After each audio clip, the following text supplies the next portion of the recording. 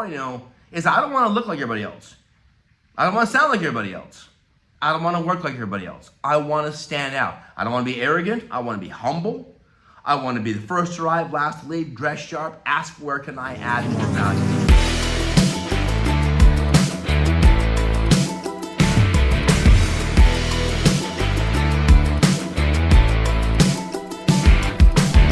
You're listening to The Man Maker Show. Welcome to Season 1 with your host, Brad Walgamot.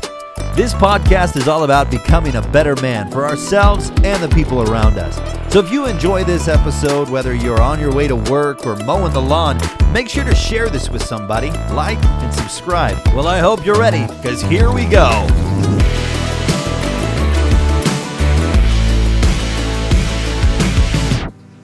Hello, I'm Brad Walgamot. Welcome to the Man Maker Show. Hope you guys are doing great.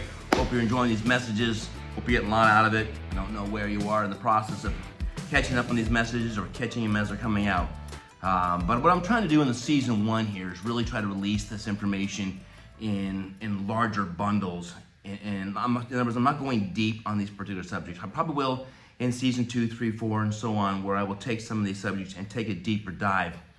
But I'm going to try to keep them at a surface level so you can kind of begin to develop in your mind. My goal in this show here is to really help men become better men, right? To introduce boys to men, if you will, taking young men that are still in the season of life and helping them to be a little more of a leadership type man. I want to help those that maybe got left behind and got in their 30s and 40s and maybe look back and go, I just really never developed my manliness. I just never got it, and it's maybe no fault of my own. I just never got mentored by men. I just never really dug in. Or maybe some of you are in your latter age of life, 50s and 60s and 70s, you're like, how did I miss this? But now that I got this, I want to take this information, I want to share it with my kids, my grandkids, because I really believe that men need men. I think men need to mentor men. No offense to women. Women are fantastic. Greatest woman I ever met in my life was my mom, followed by my wife. Unbelievable human beings. I would not be where I am if that wasn't for my mother. However, I wouldn't be where I am if it wasn't for my father. Not only my earthly father, but my heavenly father. As most of you know, I'm a Christian. It's my confessed faith and belief. I love Jesus. You don't have to be part of the show. I'm not a prerequisite. I'm not trying to preach to you. I'm just going to be what I am, and you can take what you can take and leave what you don't want to take, but I'm going to be me, and I think that's part of being a man. It's being comfortable being who you are, knowing who you are, in some cases knowing whose you are, and a little bit about why you do what you do and where you're going. When you know why you do what you do, what you do makes total sense. So what I'm trying to do tonight is talk to you a little about 4 keys, 4 areas, if you will, that I really think that you should focus on developing if you're in your 20s or maybe into your 30s. But for sure in your 20s, or if you're in your late teens and you're catching these messages and you're just kind of digging into stuff, I'm going to give you 4 areas, okay? And I'm not going to give them in priority 1, 2, 3, 4. I'm going to give them in a way that I think you can handle it, because not everybody can handle the truth if you go back and watch an old movie. But in any event, area number 1, okay? Area number 1 I want you to work on developing, and that is your body. I want you to be strong. I want you to get in the gym. I've never been in the gym. Neither had I. I was a tennis player, right? Tennis players were never, ever in the gym. We were told big muscles are slow and they're bind you up. And you look at Tiger Woods from when he started, he was a skinny little runt to getting stronger and stronger and stronger and developing his masculinity as a man does. Get in the gym. Get yourself in shape. If you're overweight, own it, right? I'm a little overweight right now. I own that, right? I'm not proud of it. I'm 25, 35 pounds overweight. I need to lose that weight. Hopefully, as the show progresses, you're going to see that happen right on your own, right before your very eyes as we go through this. But get in the gym. Get your body strong. Do it while your body responds, right? If you wait till your 40s or your 50s, your body may not respond. In fact, I don't want to say may. It probably won't. Testosterone levels are down. We don't develop the way we did in our 20s. When you're in your 20s, right, your body responds. It also recovers quickly. You can push more weight. You can go harder because you can handle the injury or the breakdown. And that's what working out is. It's kind of controlled injury. You break things down, they build up stronger. You break it down a little bit, you make it a little stronger. It's kind of a controlled injury. So get in the gym. Get your strength, right? Develop a little bit of a manly body. I think I've said before, my wife and I have an agreement. I do the heavy lifting, right? I don't want my wife to do the heavy stuff. I want to be the strong man in my house, right? My wife has an injured neck. When she picks up heavy things, when she probably shouldn't, she strains her neck, right? I don't know why that is. Maybe that's just God's way of saying, Brad, be the man. But I want you to take some time to really think about getting strong. You don't need to get on steroids, for God's sake. I don't recommend that anyway. I'm just talking about getting in the gym 2, 3, 4 days a week and get some strength. If you want to do it in yoga, do it in yoga. If you want to do it in calisthenics, if you can't afford to join a gym, then do body weight calisthenics. That's plenty. But do something to build your body. What I'm talking about is adding value. Make yourself more attractive to a spouse, more attractive to businesses, more attractive to powerful relationships, because it ain't what you know, but who you know that makes things happen. So you want to place yourself in a position where you're more attractive. And I don't mean like better looking, although you certainly want to take care of yourself, but I'm just talking about you're able to handle that. If something needs to go down, whatever it is, heavy lifting or something strong or something grungy or something dirty, they're not afraid to call you because you've proven that you're willing to do the heavy lifting and do the hard work. So let's build our bodies. Let's get in the gym, get with a friend, get a workout, and commit 3-4 days a week. Let's go. Let's lose the baby fat. Let's get proud of who we are as a man so that when the phone rings, we got what it takes. Second thing, build your mind. I'm going to challenge you to a couple simple things. Number one, I'm going to challenge you to read for 15 minutes every single day. Now that should be simple. I would say that for 40 years, that's an exaggeration, 30 years, I have read at least an average of 15 minutes every single day for 30 years. Now, mind you, most of you know my background, but I wasn't the sharpest kid in school. I had dyslexia. I went to special schools in my elementary days to help me learn how to adapt to learning. I had dyslexia. I had ADD. They didn't diagnose those things, but it was later explained to me that that's what I had. My mom just told me, Bradley, you're special. And they put me in a special school for special boys, just like me. And I was like, wow, really, Mom? That's awesome, thanks. And I could just remember that we were in the car, my mom's telling, my dad's driving, my dad's just looking straight ahead, just like, good job, Mom. Good job, Judy. And I bought into it. I didn't think it meant that I was handicapped. I didn't think that it meant that I had a learning disability. They framed it in a way that it made me feel special. And that was kind of weird because I didn't like school that much, and I went to school for a summer, an extra year. Otherwise, I was going to get left behind, and no one wants to do that, do a couple years twice. So I was not the smartest kid. I learned how to learn. I didn't do it till after high school, but I learned that if I read a book and I highlight, I underline, and I write myself notes in the margins, I'm able to retain a lot more information. I'm fairly good auditory. I can hear things. I can remember things. I love music. If you're that kind of person, then you might learn by audiobooks, but get in the habit of reading every day. And then secondly, add to that 15 minutes listening to a developmental program of some sort. Podcasts, audiobooks, but 30 minutes a day. I want to challenge you to work on reading and listening to something about how to be a better human being. If you're watching this today, this will be about 20 minutes long. Check, you're almost there. Put 10 more minutes in. I don't care if you're laying in bed and you got your headphones on and you're going to sleep. Go to sleep with something good. Your brain will process the last 15 minutes of data you put in it. If you're on your phone throwing through social media, your brain's going to go over whatever you're dealing with on social media. Comparison or self-image stuff or improper stuff or whatever the case might be. Put good in your mind. All right, we'll talk about bookends on another episode. But build your mind. The third thing I'm going to challenge you to do is at least once a month, sit down with someone more significant than yourself and take some classes. Ask some questions. I will promise you, if I had more people say, hey, Brad, I respect what you've achieved. Can I buy you lunch and ask you 5 questions? A good friend of mine years ago told me that he wrote an email to Coach Carroll, the Seattle Seahawks, every day for a year. And one day he got a response. And the question was, I would like to take you to lunch and ask you 5 questions. And after 1 year straight sending that message, he got a text back and says, meet me here at this time. I'm going to give you 1 hour just because of your persistence. And that was a life-altering experience for him, but it's also a life-altering experience for me because that tells me there's something about people that respect persistence, and they want to tell you what they know. I would love to tell people what they know. This is why I'm doing this. Not enough people ask. Not enough people really say, Brad, how'd you do it? What was it like? What was your fears? What were your challenges? What did you have to overcome? Maybe it's because they don't care. I don't know. But I personally think it's because they don't want to bother me, or they don't even think that I would answer the question, or they don't even know what questions ask. But if you read and you listen, you'll hear the proper questions. Build your mind. Have a learning lunch once a month, listen to an audio for 15 minutes, and read for 50 minutes. Can you do those 3 things? And let me throw a 4th caveat on there if I could. Attend some events. Go to something, right? I don't care if it's your church. I don't care if it's Anthony Robbins. I don't care if it's John Maxwell. I don't care if it's something in crypto. When I say I don't care, it's not like I don't care. I'm saying go and rub elbows with other hungry people that want to change, that want to grow, that want to listen. Can you do that once a quarter? Let's just say twice a year at a minimum. Can you read every day? Can you listen every day? Can you be mentored once a month? And can you attend something that adds value to you at least once a quarter, once a semester? I know you can.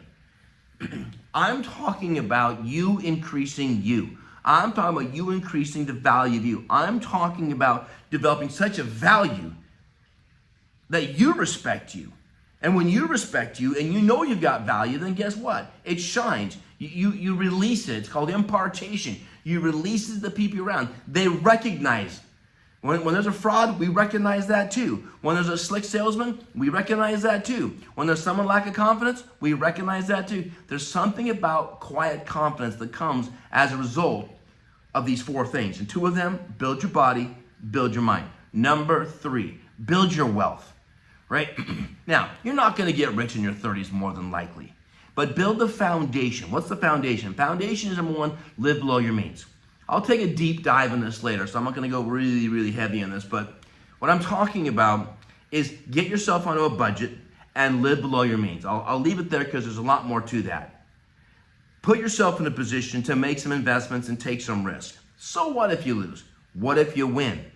You got plenty of time to recover from 30 to 40 to 50 to 60. Build your wealth. Get a good job if you need to. Work as hard as you can. Work as many hours as you can. Be the first to arrive. Be the last to leave. Learn how to increase value in your company work at. Learn how to go to the employer, go to your boss and say, hey, I'm really motivated to be here and I want to make the most of this opportunity. Is there anything else I can do while I'm here? I'm not asking for more pay. I'm asking for more opportunity to earn more pay. Is there something I can learn? Is there a book I can read? Is there a class? Is there a video, YouTube things?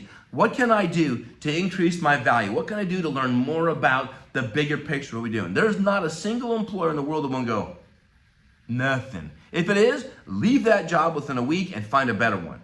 Because the right employer will be drooling over that suggestion and always be the first one there and always be the last one to leave. Those things get noticed. Don't be the guy that wastes time. Don't be the guy that pushes off responsibility. Take the job, take the hard stuff, show up early, say that you're like, well, I'm not getting paid for that. Yes, you are. You're taking an advance by the hard work you do over the next 4, 5, 6, 7, 8, 10 years will pay you major dividends in your 30s and your 40s and your 50s. People notice. So make yourself noticeable. Build your physique. Build your mind. Build your wealth. Don't buy a bunch of fancy stuff. Buy enough to basically impress in the work environment. Like, don't go crazy with it, but dress sharper. I'll give you an example. When I worked at a printing company in Redmond, Washington, I think the company was called Color Control. This is way back. And we were a catalog manufacturer of all things. That would be like an internet development company now making websites. I wore a tie every day to work. I wore a shirt and I wore a tie. People are like, they tease me so bad about it. Like, why do you wear a tie? I go, I just want to look sharp. Nobody wears a tie here. Well, that's their choice. Am I being penalized for wearing a tie? You know, I wore like a bib. We were in the printing industry, so I had a bib went around me and I tied it around my neck, right? I was in the color separation department. It made no sense to wear a tie, but I stood out. And the bosses noticed me, and the owners noticed me, And they asked questions about it. And I was there to learn as much as I could. Guess what? I got a job from there to go work for a mortgage company. How do you go from no college, barely in high school, working in printing to working in a mortgage company, doing home loans? I dressed the part. And when I got my job in the mortgage business, I went out and bought the best that I could afford. And it was like $200 from JCPenney's. It was nothing, but it was clean. I had a white shirt. I wore a red tie. I looked sharp. I know we're in casual Friday, casual world. All I know is I don't want to look like everybody else. I don't want to sound like everybody else. I don't want to work like everybody else. I want to stand out. I don't want to be arrogant. I want to be humble. I want to be the first to arrive, last to leave, dress sharp, ask where can I add more value. There's no way on God's earth you can do those things and not increase your pay and increase your wealth. Live below your means so you bring more money in, create a 40-40-10-10. I'll talk about that more. But quickly, 40% of your money goes for your expenses, 40% should go into investment, 10% should be given away to charity, and 10% is to go out and party with. Go out and have some fun. I know, it's only 10%. Well, if you're making $2,000, that's $200. That's enough. If you're spending more than that, you're wasting money. Right? There is such an opportunity to make tremendous amount of wealth for the money you have if you will pay your dividends. And that's why you got to create your budget and create a monthly, if not a weekly, commitment to invest. Start building your portfolio. I don't care if it's $5, $2, $1, $50. Start something. It's the habit that we want you to develop. And we'll talk more about these in great detail later. But for now, can you do those simple things? I know you can. You want to be a great man? You want to win? You're in your 20s or 30s and you're trying to figure out, how do I get ahead? Here it is. It ain't gonna be easy. It's not supposed to be easy. Being a man is not supposed to be a walk in the park. It's tough. That's why God gave us bigger bodies and bigger bones and more toughness and more density, because we got to carry the heavy load. It's just a reality. So, build your body, build your mind, build your wealth. Ready for number 4? Some of you are going to have an issue with this one, but it's okay. This is the thing that changed my life, and I didn't figure it out until much later in my life. And that was to build your awareness of the presence of the love of God. If you're not a believer, then you can just click the video off. But hang in there with me, okay? Hang in. Just give me 5 minutes. Give me 5 minutes, okay? Here's what I'm talking about. In my opinion, and it's only my opinion, so I'm not going to sit here and argue theology with you. God loves you. He loves me. I have fallen short so many times in my life, it's ridiculous, and it's fairly well documented, okay? I'm the least likely to receive any kind of extra favor or blessings from God just based upon what I've done. But the favor of God is not based upon what I've done. It's based upon how good He is. And I can go into more details than that, but I won't, and we'll say that for more time as well. But here's what I want you to do.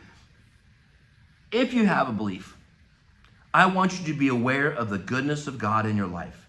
I want you to be aware of the fact that He loves you, He is for you, He has plans for you.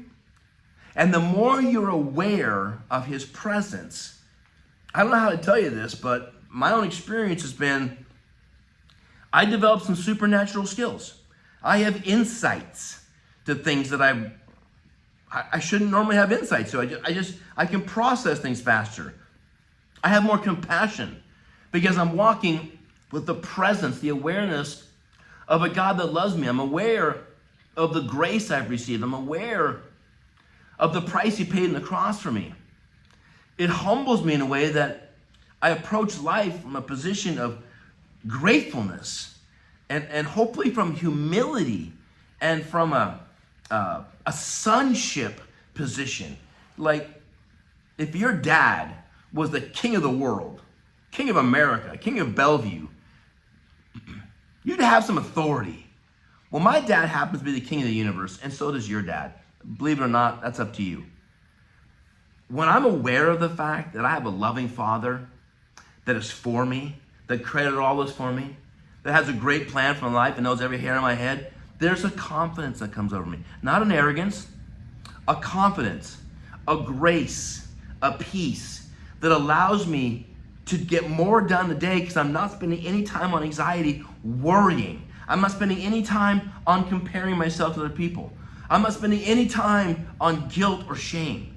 It's all been released. I'm free to focus on the things that add value to my life and those that I love. to build my wealth, my health, my mind, so that I can serve the ones that I love. Creating these other things makes no sense and probably has no value if you're thinking about, I just don't need that. I'm doing it for the ones that I love. It's a great saying, if I don't sacrifice for the ones I love will pay the sacrifice. It's a great little saying, but basically what it means is, if we don't pay a price, someone that's coming behind us will pay a price that they probably shouldn't pay. Some of you grew up in tough situations because your parents didn't pay the proper price. And as a result, you got robbed. They were alcoholics, they were drug people, they were negligent, they were derelict, right? I mean, the list goes on and on. I'm not a hater, okay? I have made mistakes in my own life. My kids may feel that way towards me. You know, they have every right to. There is stuff that happens. But the truth of the matter is when you move into a presence mindset, that goes away. You stop judging. You stop feeling judged. You stop being tied up in emotions that don't serve the greater good. And the greater good is to create enough strength so that you can serve those that you love. You can't undo the things that have happened, but you can undo how it controls you now.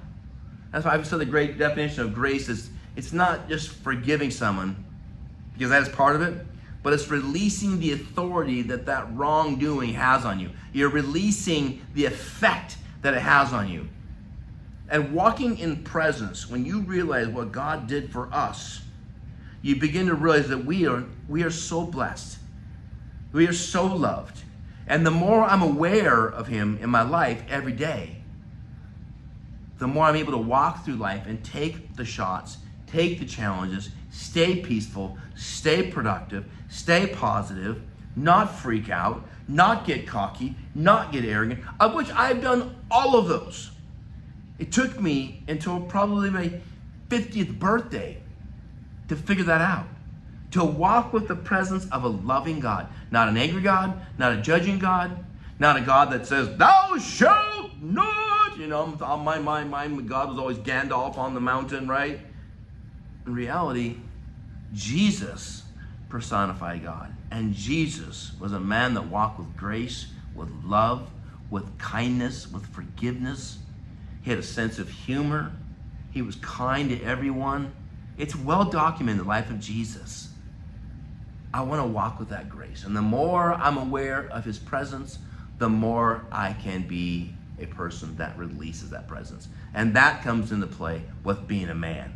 Because part of being a man is being able to increase your capacity to take on more so that you can provide more for those that matter most to you. Can you do this? Can you work on your body? Can you work on your mind? Can you work on your finances? And can you work on your awareness? I'm not saying perfection. Work on it. Take some time. Be aware that He's with you, that He's for you.